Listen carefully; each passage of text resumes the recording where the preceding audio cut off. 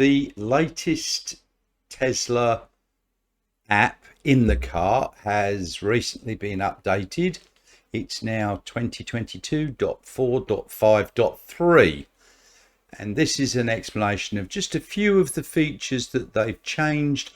A couple of them have gone back towards what it was. A few people I know are getting a bit peed off, to say the least. They have changed this slightly. There's still a few people that are not happy it hasn't gone far enough, but it is a slight improvement, I think, on what we've had. So this is a very quick summary of just a few changes. To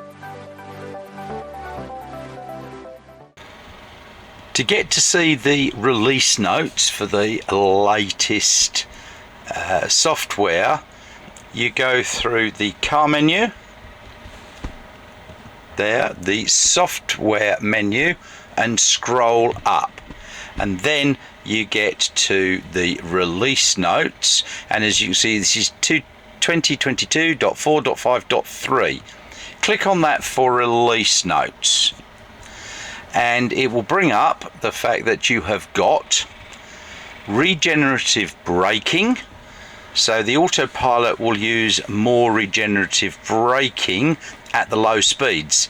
I did notice before that with the regenerative braking, when you're doing the radar controlled cruise control, that it was braking late, so it would have to use more brakes rather than the regenerative. So hopefully this will correct it.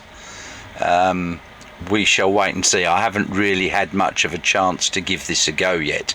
The next down here, we've got the car colorizer, where you can actually make the picture of your car here, but not only that, it will appear on the big screen and it will appear on the app when you look at your car on the app. We'll show you that in a little while. And the other one is now you can save Dashcam clips. That's now installed here, and that does make it slightly easier for some people who are complaining about double tapping. I always used the voice control. The other thing that you've also got up here, if you notice, is you've got Sentry mode back, so you can turn it on and off. It's off because I'm parked in my garage. I've got the door open, as you can see, and you've got the easy entry with the driver and passenger profiles in there. And the other thing, you've also got the Wi-Fi indicator over on the left. So that's a quick preview. I'll show you a couple of other things in a minute as well. So to change the car colour, just above the name of your car, there's a little square. It's originally the same color as yours. You touch that and then you can adjust the color of what you want. You then can click plus and it saves it into this color palette. Okay, then you can go back and just click on it, and now I've got a nice pink car. You can then make it matte, metallic, or a solid color. The other thing here is you can have your black trim, which is chrome delete, or you can have the chrome trim. Okay, so if you've got the chrome delete, which I don't, but I have actually deleted most of it, then you've got the option so that you can show it. To delete a color that you don't want anymore, there you go, you press and hold and a cross comes up, then you can delete the one that you don't want. Okay, so that's the colorizer. Alright, so as I mentioned before, you've got the Wi-Fi, so if you click on that, it will bring up your Wi-Fi. So I'm at home in my garage and it's connected to my home Wi-Fi. Easy entry will allow you to change more easily the driver profile to get the seat right. I'm parked in my garage and my Sentry mode is off at home, but you can turn it on and off there. And the other thing is the dash cam recording. So down here I've got the dash cam. If you can't find it, you hit the 3 dots and then you find it in here and you can click and drag it down. Alright, so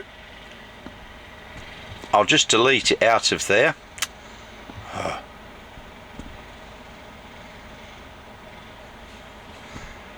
So I've deleted it out of there. So you can't find it, you go into here by clicking on the 3 dots, press, hold, drag, and it's now in there.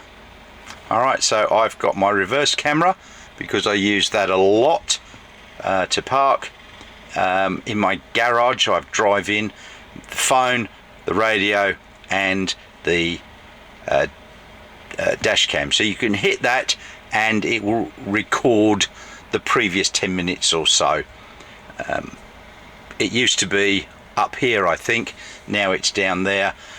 You can use the voice control as well if you so desire.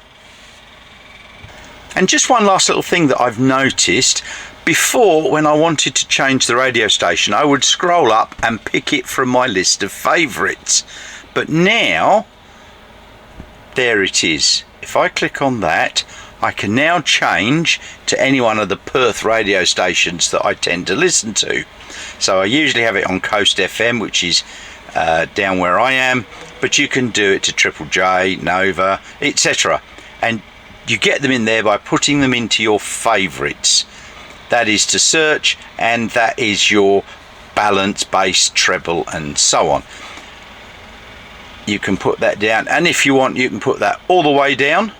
Okay, I don't now have, there we go, I can bring it all back or down to there, or give me a quick choice and you can close it down by hitting it again. So that's just an extra little thing that I've found.